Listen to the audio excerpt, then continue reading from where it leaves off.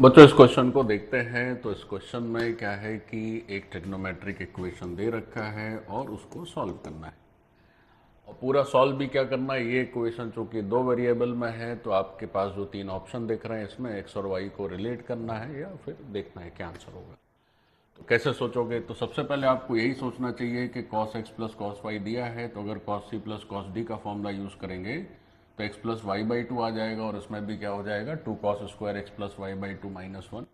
तो कुछ आपको तार मिलते नजर आएंगे। तो आप अगर जो इसको सॉल्व करने का प्रयास करें तो 2 cos x plus Y by two लिखना होगा, फिर cos x minus Y by two लिखना होगा और फिर यहाँ से हम 2 cos² x plus Y by two लिख सकते हैं। माइनस वन तो माइनस माइनस प्लस हो जाना है और बच्चों सामने ये 3/2 आ जाना है।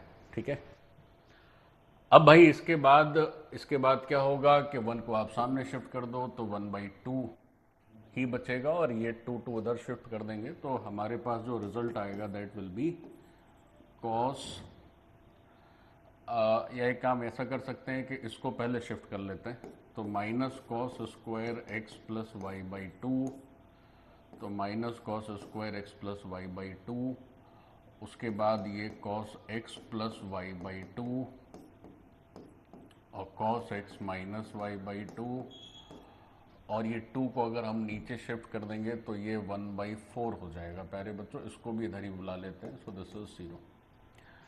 अब देखिए, अब इसके बाद बड़ा दिक्कत है कि साहब इसको सॉल्व कैसे करें कन्वेंशनली, क्योंकि यहाँ तो जो है आमने सामने जनरली क्या होता है कि cos of something equal to cos of something आएगा तब ना आप सॉल्व करिएगा।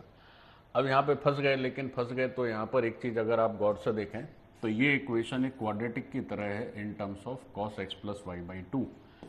तो ये जो इक्वेशन है this is like a quadratic in terms of cos of x plus Y by to.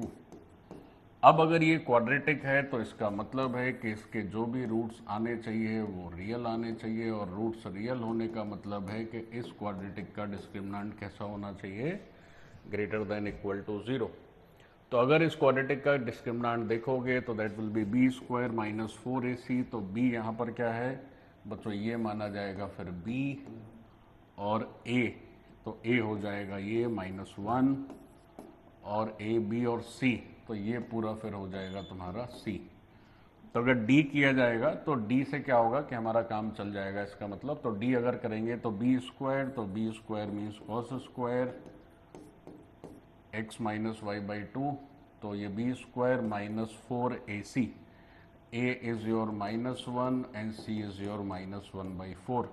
So this must be greater than equal to 0। अब अगर इसको सॉल्व कर लीजिए थोड़ा सा तो यहाँ से रिजल्ट क्या हो जा रहा है, तो ये तो 4 कैंसिल ही हो गया, -1, तो ये जो फाइनल रिजल्ट हो गया वो हो गया कि cos² x minus Y by two 1 इधर शिफ्ट हो जाएगा, this is greater than equal to 1। अब ये cos² की वैल्यू 1 से बड़ी तो होती नहीं है तो ज़्यादा से ज़्यादा 1 ही वैल्यू हो सकती है। तो आप क्या करेंगे कि आप cos x plus Y by two था क्या, नहीं माइनस था, देखो गलती हो गई यहाँ पर, ये बच्चों माइनस है मैंने प्लस लिख दिया है।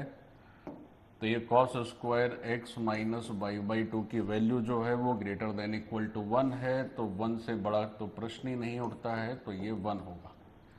तो यहाँ से जो cos² x minus Y by two है दैट इज 1। अब हमें क्या करना है, हमें रिलेट करना था कौन सा आंसर सही है। तो अब देखो क्या है, अगर जनरल सॉल्यूशन की बात करी जाए तो यहाँ से जो x minus Y by two है that may be n pi, है ना, पाई के मल्टीपल पर ही cos प्लस माइनस 1 हो जाता है तो उसका स्क्वायर करेंगे तो 1 हो जाएगा। लेकिन हमें कुछ पाई वाई का तो चक्कर है नहीं, यानी कि अगर हम n को 0 रख दें तो अगर इसमें n को 0 रख दें तो we are going to have x is equal to Y. ठीक है, तो मतलब क्या हुआ कि इसका ये वाला पार्ट करेक्ट है, done. So this was a nice question. इस क्वेश्चन में क्या है कि नॉर्मल ट्रिग्नोमेट्रिक इक्वेशन जैसा नहीं है, क्वाड्रेटिक आ रहा है फिर उसका d greater than equal to 0 करके तब बच्चों हमें रिजल्ट मिलता है। Okay done, thank you.